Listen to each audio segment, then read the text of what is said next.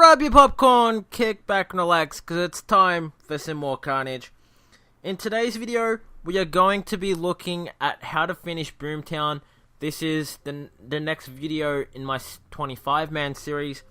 So I hope you guys are enjoying everything so far. I am actually trying to record most of the series prior to actually uploading any of it, so I'm not really going to know too much about what people think until I start uploading, which is kind of a shame, but it's what I'm choosing to do. So we will 4 times this, just so you guys don't have to look at too much. So the flare placement, okay, so it was sort of a little bit towards the middle, but a little bit more towards the right of the middle. So that one's not really too important because we're not taking too much of a tight path. That one was just right of the center, which again, that one's not the biggest deal. But that one was definitely the right tile of that sniper tower. And that one's not super important, but I think had he flared more to the right on this machine gun, he probably could have taken a tighter path down the mortars and the sniper towers, in my opinion, of course. And that's all that is. And keeping in mind that the flares are being placed before they have time to separate. Now that one was a little bit too late, which is why you've seen them all separate as they started stopping at the flare. Which almost cost him. He's lucky that the mine didn't give him instant death. But still pretty good.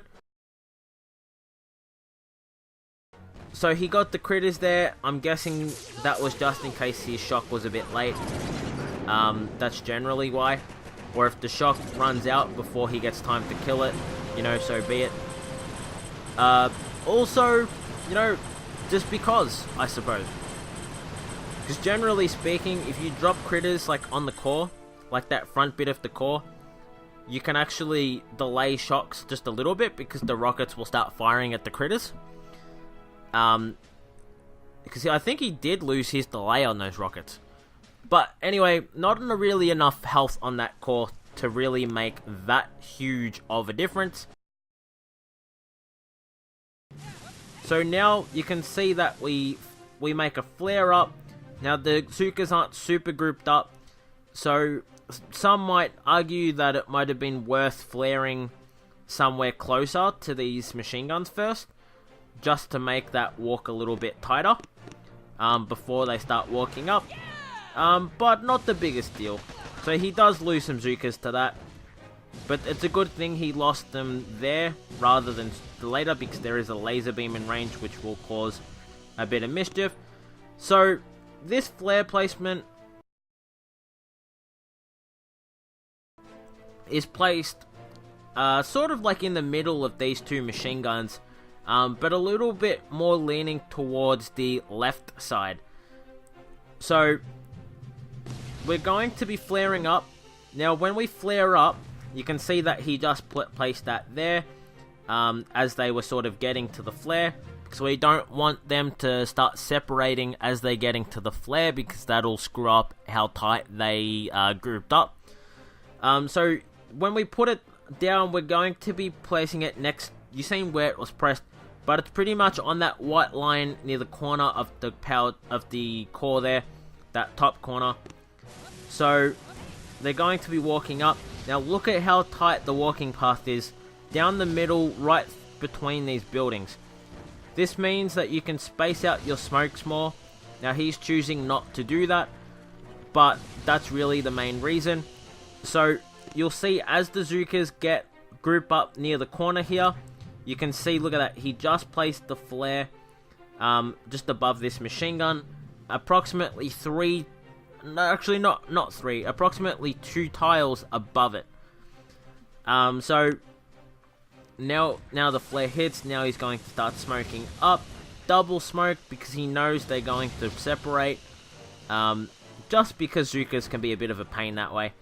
Probably could have got away with 1 smoke, but with the amount they are, it would have been a bit risky, especially with shock launchers in range and all that stuff. So these rockets are out of range, this rocket's out of range, these are in range, I think. So we'll see how he shocks, but you'll see he'll drop one definitely for those shock launchers, these machine guns, probably the rockets down below as well, I am guessing, unless he wants to critter, which is an option. But look at that, he got it down before it was really an issue. I just want to re-look at that, because I think there must have been a bit of a core hit before that. Which I'm guessing that's why it went down in one hit. But I really just wanted to show the... Yeah, there was. Okay. So, I will look at another attacker just because that would have been the previous guy who did that. So, we'll see where he shocked. I'm guessing he did a 4-shock hit on that. Where is it? There we go. So, it'll be this one.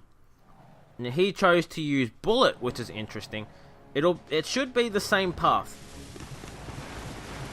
Okay, so he grouped up from that side, which isn't really a big deal. It's the same thing, pretty much. So we will 2 times this. See, same flare location, so that's pretty much what I was expecting. He's spacing his smokes out just a little bit more, though, which, again, was the point of having a tight walking path.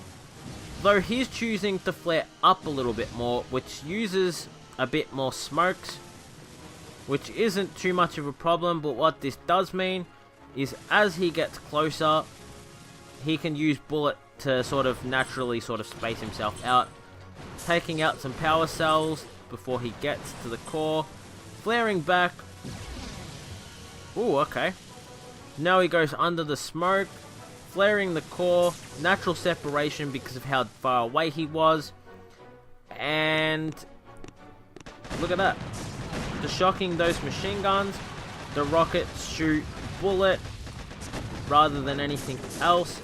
He gets all the machine guns under a taunt, and boom. So he got almost the entire core there. So you can see that was the attack I was talking about in the easy opener, my last video. But pretty much, you don't have to take his approach where you flare up and then take some power cells and then go around. But if you want to get that extra gunboat energy, you can do that. Otherwise, you can do the walking path in the last attack that I showed in this video, where you sort of flare to the corner first. You can do either one. His one is a bit more natural using separation, just from like how far away their distance. But he used a lot more gunboat energy on smokes.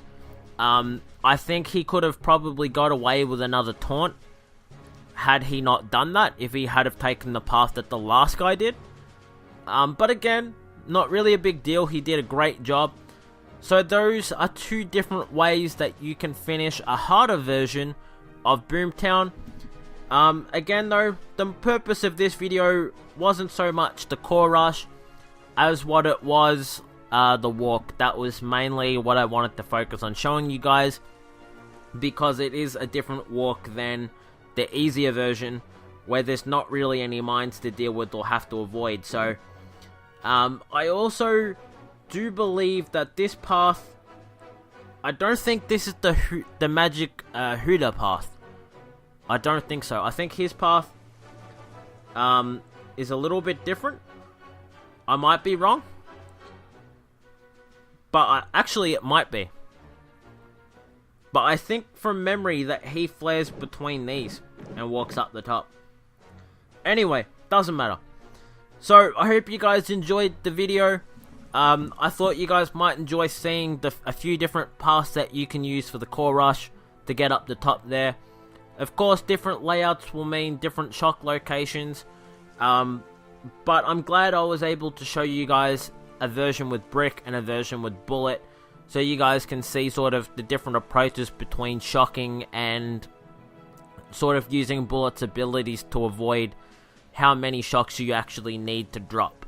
So, anyway, I hope you guys enjoyed the video. If you did, tell me what you thought in the comments down below. Always enjoy hearing from you guys, and girls, of course. And, yeah, I'll see you guys in the next one.